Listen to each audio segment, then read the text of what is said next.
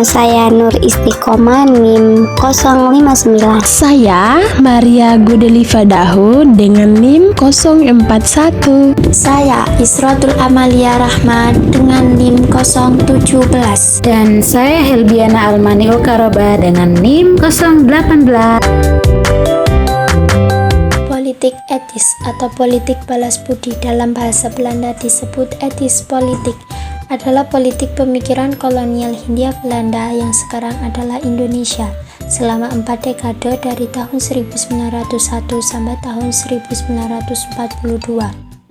Pada 17 September 1901, politik etis resmi diberlakukan setelah Ratu Belanda Wilhelmina naik tahta dan mengumumkan bahwa Belanda menerima tanggung jawab politik etis demi kesejahteraan rakyat kolonial mereka.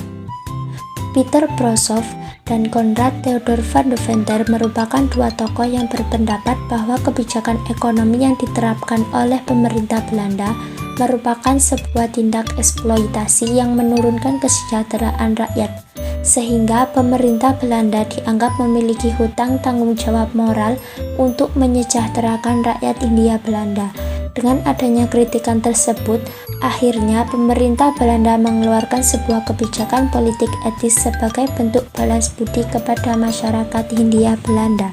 Politik etis mengawali sejarahnya dengan dimulainya era pergerakan nasional di Indonesia pada zaman penjajahan Belanda.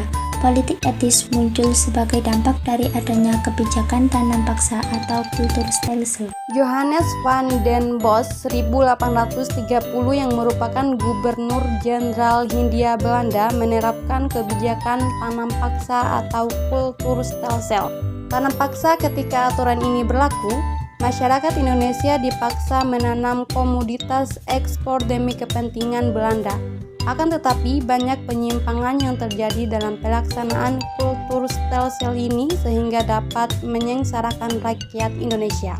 Pada tanggal 17 September 1901, politik etis resmi diberlakukan. Isi politik etis fokus pada kesejahteraan rakyat Indonesia.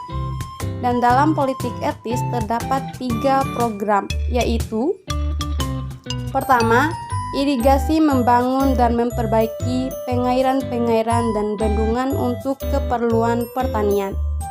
Kedua, emigrasi, yakni mengajak penduduk untuk bertransmigrasi.